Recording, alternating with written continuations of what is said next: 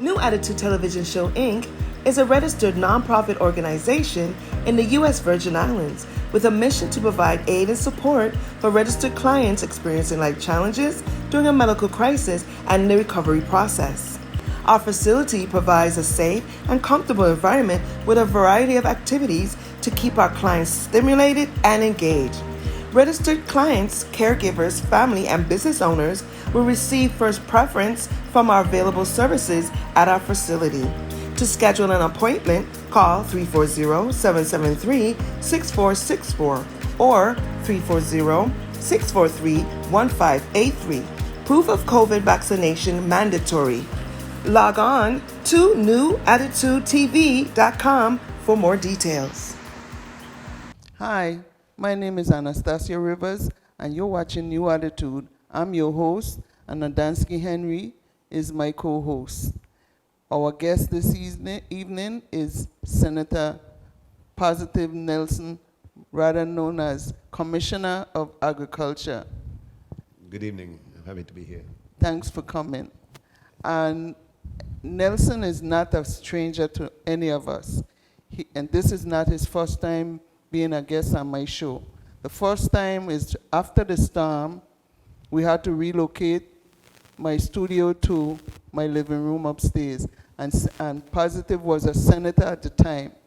And then the next time we had a booth. I had a booth at the agriculture fair, and he came inside and I interviewed him.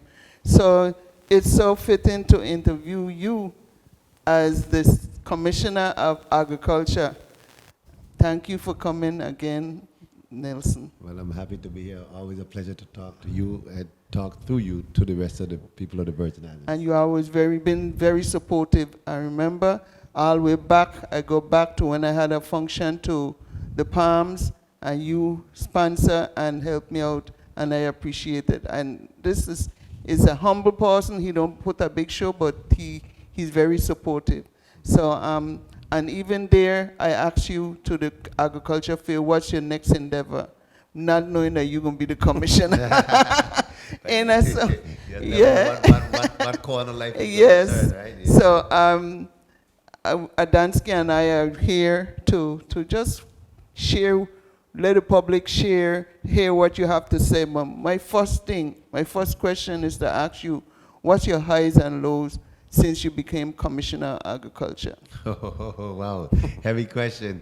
Yeah, well, the high, and I really get off on it is being able to get something done that's like backed up. Like, we always have land preparations that's backed up. We always have a machine failure. There are a lot of the equipment, tractor trailers are down. Tractors are down, bulldozers are down. So when they're up and we're able to go and service the farmers' land to get them to be able to plant food, that's definitely a high for me.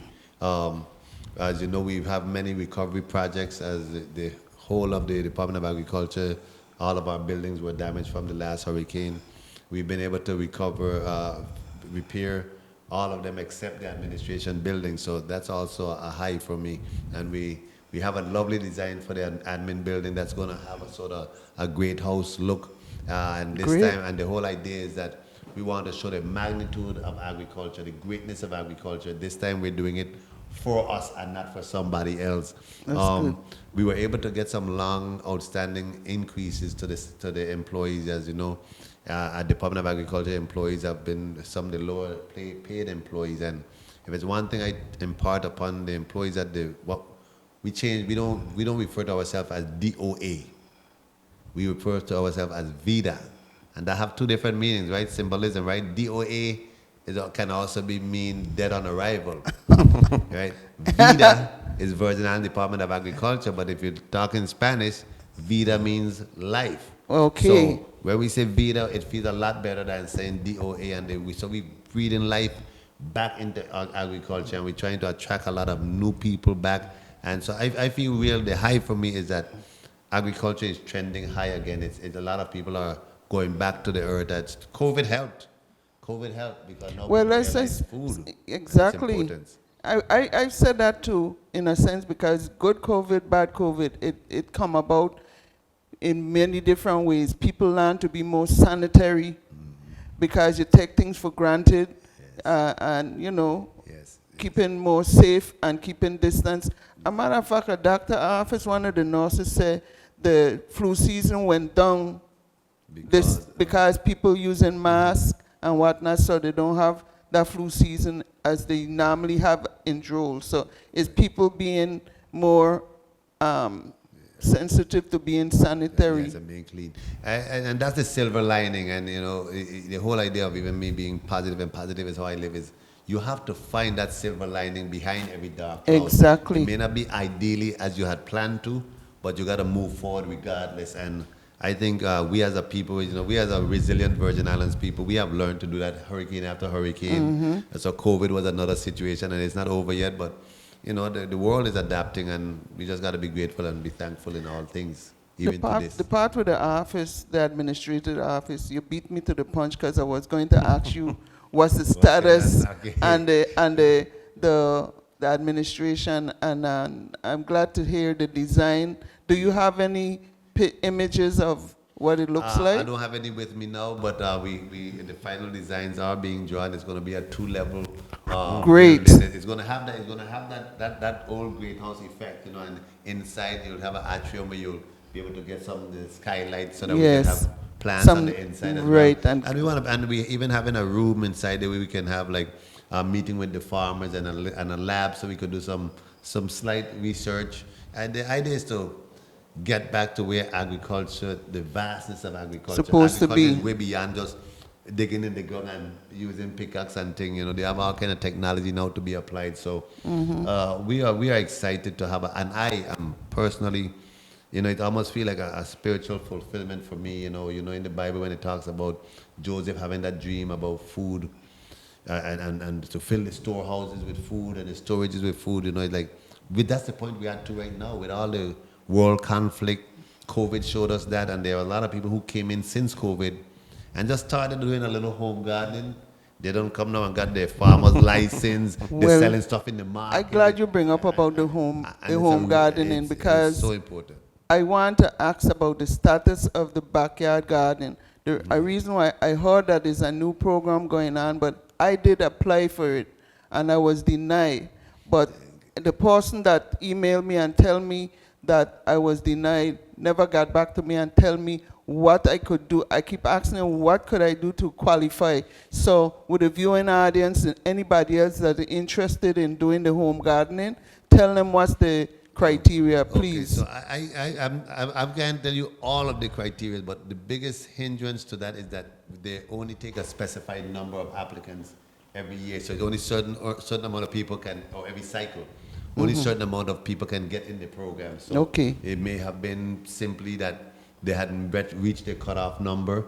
Sometimes they look for individuals who are prepared, like, have a plan, have an idea, and script out. So a lot of times the criteria is the merit of the plan, that the proposals that the individuals put in.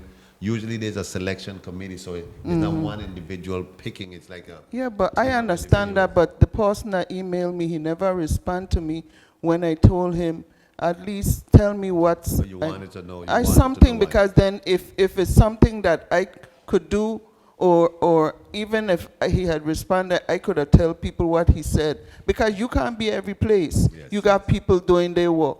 Yes. If you're doing their work for them, then they don't belong there. So I understand. Right. But I just needed to know what like the reason why the program, I applied for it because of my program. We're gonna grow different herbs and goods in the yard. Okay. And whatever we grow, we're gonna cook for the clients.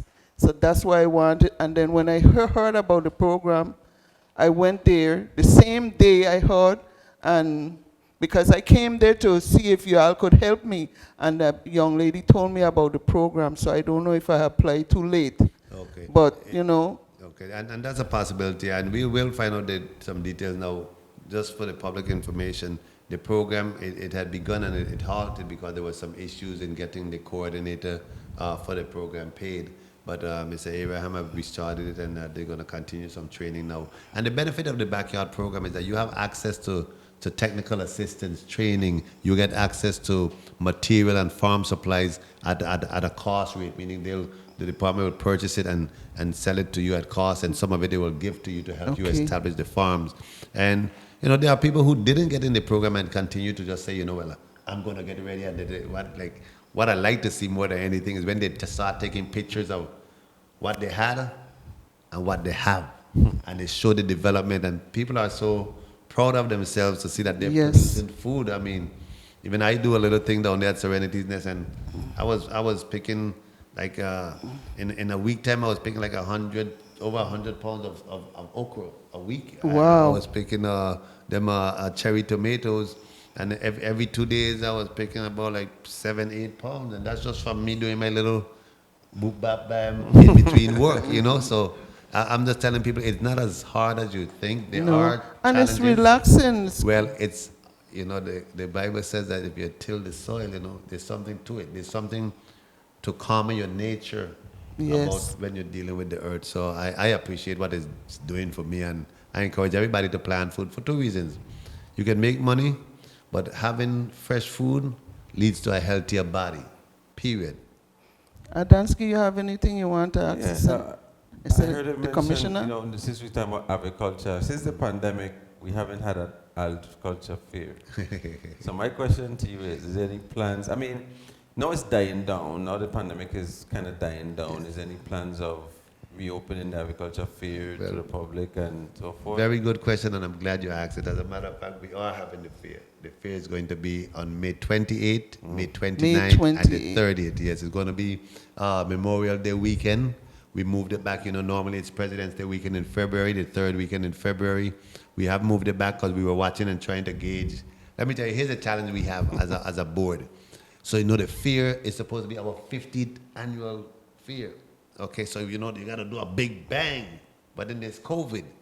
So we're trying to do a big bang with COVID. So, believe me, the board had some very intense discussions about we didn't want to really move it back. It took a lot to move it back. So some of us who were adamant about no, then when the numbers came up, and thank God we did, because at the time Omicron peaked, it would have thrown us all off.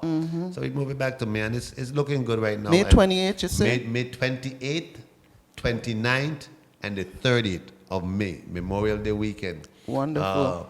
We are planning our safety measures. We are still operating as if COVID is there, and we have to still get approval from the Department of Health. We are trying to do some new things, new interesting things. We're trying to add some new. That was my highlight. next question. Okay. Being that you mentioned the 50th now, Right. so what is there anything new? Like you said, bang. What's the plans to bang it out?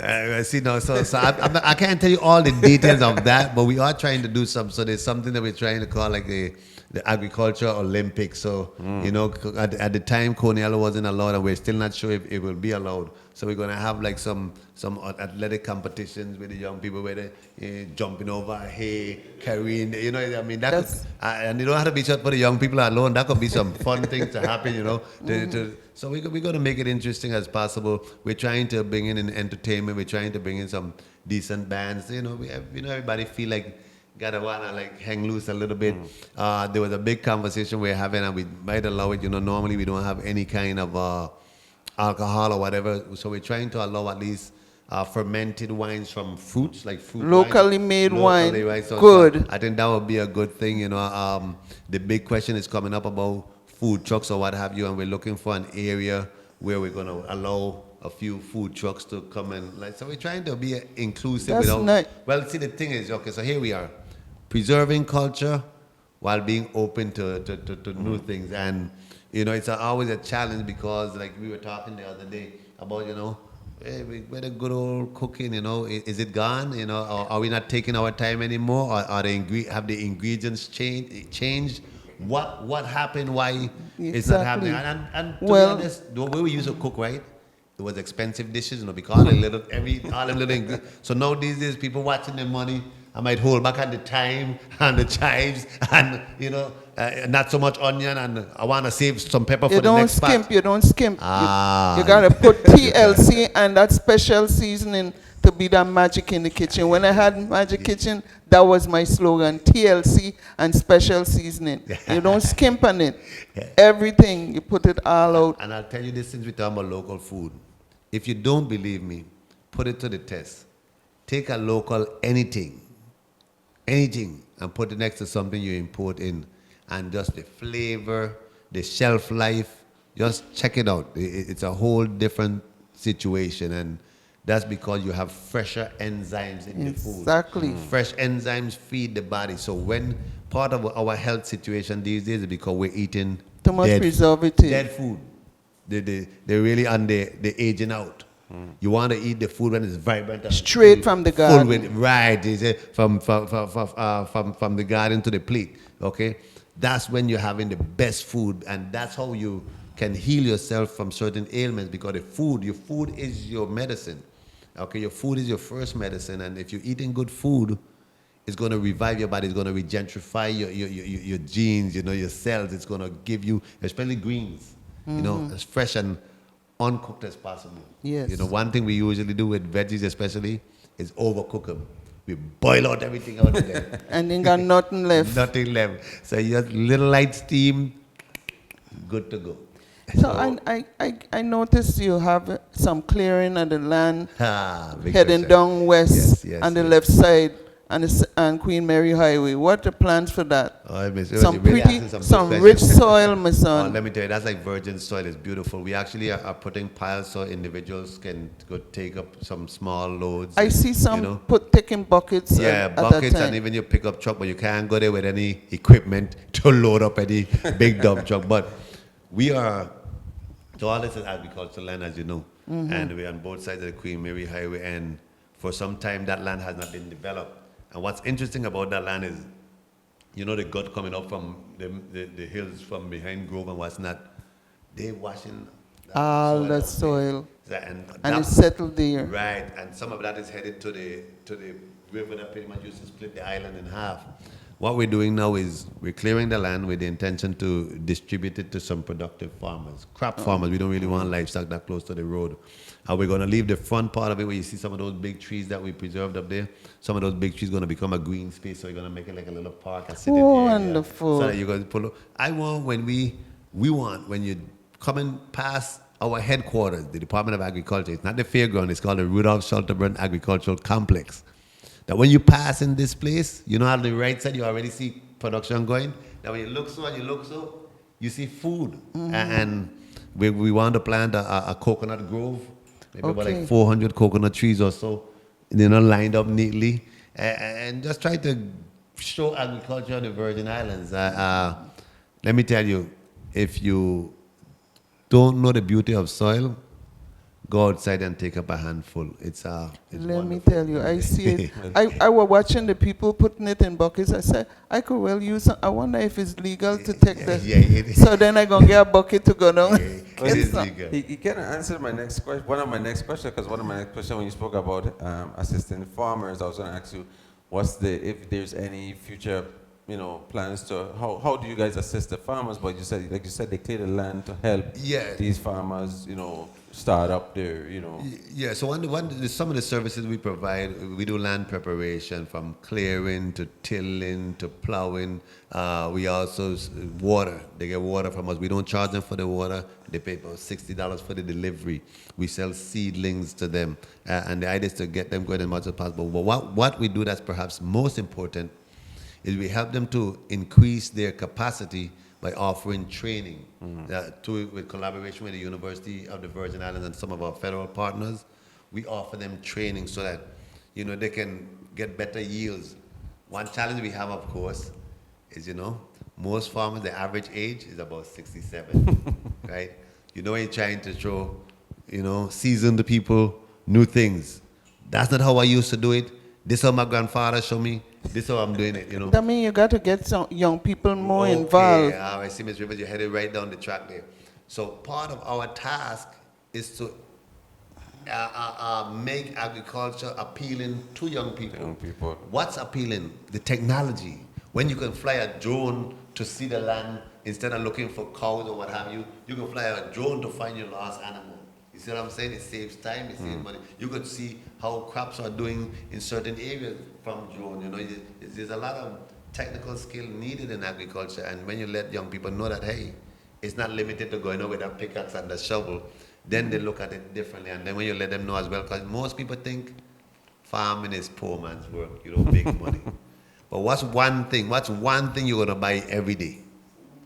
Food. You must eat. You must eat. So But I was sorry to cut you off. I had a guest here that works for Juan Louis, their food production director. He said that that they have from the farm to the hospital. So, but they have a situation where the problem is they don't get enough. right. So that's that when more people get involved, then Well, and not only more people, but for those who are involved to get at a commercial level. So when you hear us Yes. talk about training them to build the capacity, that is what there are certain things that farmers can do to make it more of a quote unquote business. You know, we want them to go from hobby, from backyard to commercial level, big scale. So you have to have consistent, what you call successive planting, meaning if I plant these these 2 rows in week 1, I gotta plant another 2 rows in week 2. I plant another 2 rows in week 3, so that as they start to get ready, ripen, that as I harvest, I have more coming, and I'll plant another new set, so that I'm keeping it coming. The idea and the challenge they have when you hear them say stores or even the farm, the hospital, is that the suppliers here want to know that, you know, if I'm gonna get 1,000 pounds of cucumber this week, I can't come back next week and you tell me I have to wait 6 weeks. You know, this topic is so interesting. We have to take a break and then we'll come back in a few minutes. I really enjoy the conversation. You can't give me enough information, so we'll be right back. Thank you. New Attitude Television Show, Inc. is a registered nonprofit organization in the U.S. Virgin Islands with a mission to provide aid and support for registered clients experiencing life challenges during a medical crisis and the recovery process. Our facility provides a safe and comfortable environment with a variety of activities to keep our clients stimulated and engaged. Registered clients, caregivers, family, and business owners will receive first preference from our available services at our facility. To schedule an appointment, call 340-773-6464 or 340-643-1583. Proof of COVID vaccination mandatory. Log on to newattitudetv.com for more details. We're back with Positive Nelson with such a great conversation and something that we all will benefit from, food and more food, feeding our community. So Nelson, we were talking about the cucumbers and Yeah, we're talking about how sometimes we have an oversupply, and it's not consistent. Meaning everybody plant up cucumber. Seem like all the farmers have a whole bunch of cucumbers, and then it runs out, and nobody had success, and nobody planted more to come a little later. And the good thing about our weather, and you were asking, Mr. Henry, is that our weather allows us to have 2, 3, 4 crops of cycles per year. Because we don't get cold, so most things will grow year round. Okay. Yeah, the fruit trees, even fruit trees. Sometimes you say, well, what are you doing with fruits now? When you yearly plants, they and even though it looks small, they bear the same time that of the mother tree. It's one of those interesting things. So you have a little small mango tree, and you say, well, what a mango tree doing bearing? Because that mango tree was part of an older tree, so its timing is still part of that first tree. Yeah. It's just a wonderful thing. Well, you ever thought about, I don't know how this will work, you ever thought about getting the farmers to decide about a shift of Okay, so how they will plant, like this year, this month, this farm will start, and then you could never run out of cucumber. Okay, so what we're trying to do, and there are some entities who are doing it. There's some there's not an official farmers cooperative, but there's a farmers organization, Virgin Islands Agricultural collaboration or something. I'm saying the name wrong, but that's exactly what we want to do with the community garden, where we're going to go to them and say, okay, hey, listen, you 5, you have an acre apiece. You're going to give me a half an acre of tomato.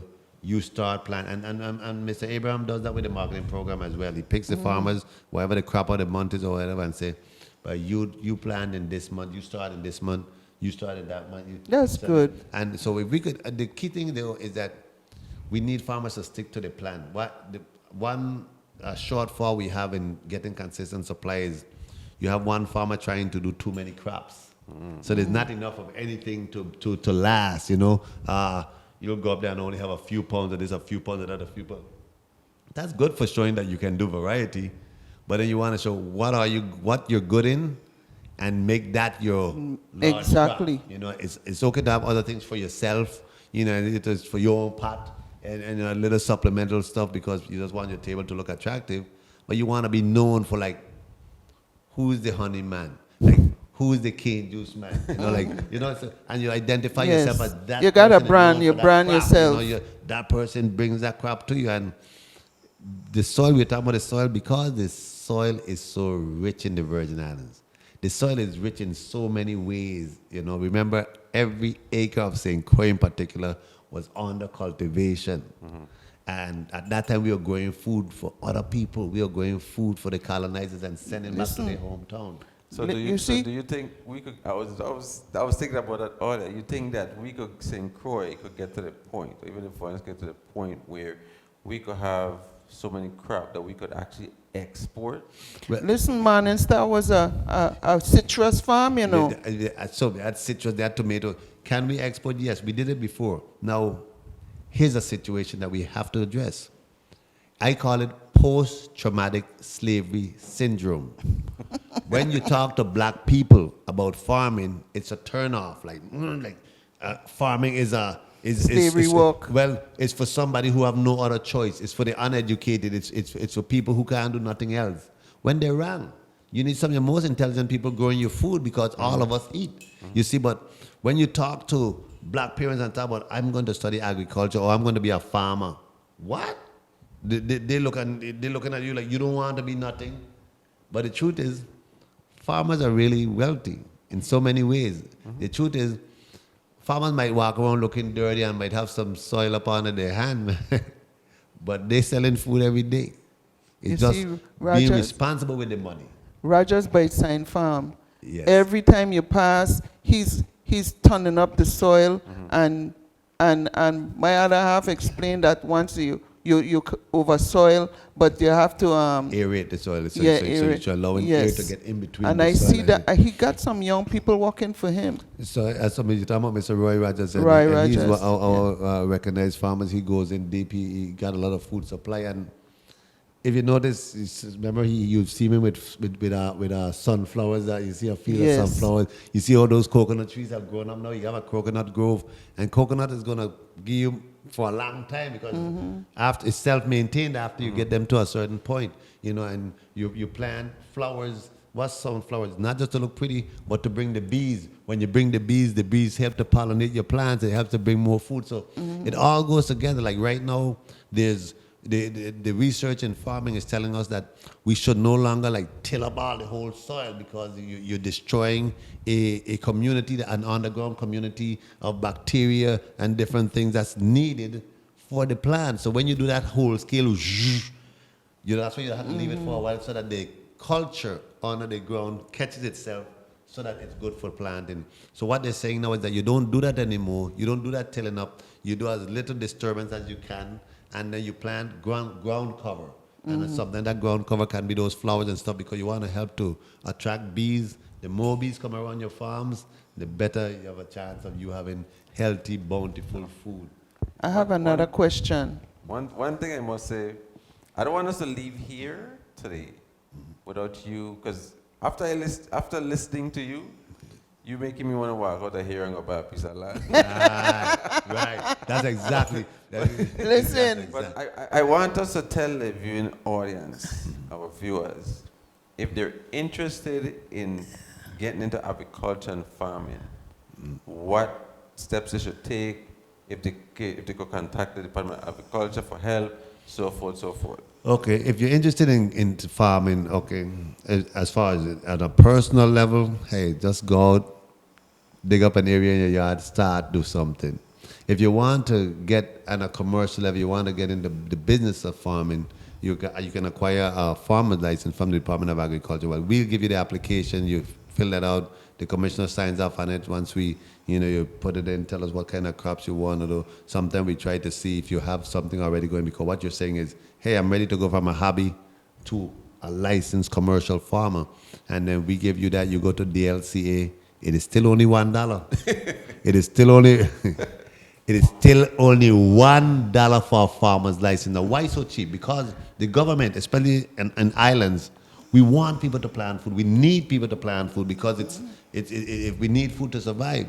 And then after that, if you have your own land, then you clear, at least with the farmer's license, you can now go to any USDA Farm Service Association, the NRCS, the NACD, and they got technical assistance. You got the opportunity to apply for grants. There's a lot of USDA money, a lot, billions of US. So he could get the land, a piece of land from on that side of the road? No.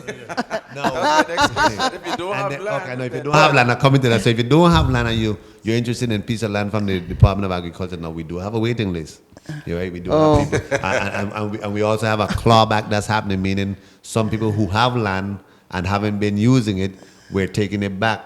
And we're trying to be kind. We send out, letters, and when we start applying back, we may not take all back at one point. Because if you have 5 acres and if you have 5 acres and you don't even have a quarter acre in production, expect to lose half of it. It's only fair. Because there are other people. It's who only are now, fair. like you said, if you're interested, especially young people coming, we looking to get them started. And he afraid hard work. Right. Well, that's good. So you And I ain't 67 yet, so. so to get the land, you must have the license, and then you have to put in a proposal to the Department of Agriculture, and we look it out, and if we deem that, hey, this is a worthy proposal, we'll find a piece for you and give it out. We're gone from the days of those big 5-10 acre pieces, unless you're going to do some serious animal production or whatever. If you just start up, we might give you a half, we might give you an acre. If you prove yourself and show like, hey, you fill that out, then we want to reward those who are doing more. Those who are in production, we're going to help them to produce more. But yes, it's that simple. And the biggest thing about having the license, and this is the real good catch, is all of the opportunities available to you for technical assistance, for training, and for fun. You said something that I want to touch on. So we don't only do crops here in the Virgin Islands, we do livestock. And the benefit of especially like goat, sheep, cows here in the Virgin Islands, they're raised on grass, okay? They ain't just enough feedstock, it's real grass raised. It's healthier beef, it's healthier mutton, it's healthier lamb, it's healthier because they're eating from the natural environment. And not greens. Okay, not grains, not feed. I mean, you could try and feed to supplement it, but when you raise it from grass, that's the good stuff. Okay, so the livestock food that you get, the livestock that you get here, and again, healthier food. You know where it's raised. You know how it comes about, and they're supposed to be all slaughtered at the abattoir. Bush kills are illegal, and you can't go back and sue people when you buy things from the bush. Don't get me wrong. I know people do their thing. If you for your family, a small family, you can do it. Even if you're having a family party, so long as it's bigger than 6-7 people, that animal should go to the abattoir. It should be stamped with a USDA ink stamp to say this is USDA certified. The reason being is sometimes people treat animals for different bacteria, for different ailments, and you have to ensure that none of that remains in the animal system when you're butchering, when you're selling, because then you're possibly can do something to them. I want to share a joke with you. Well,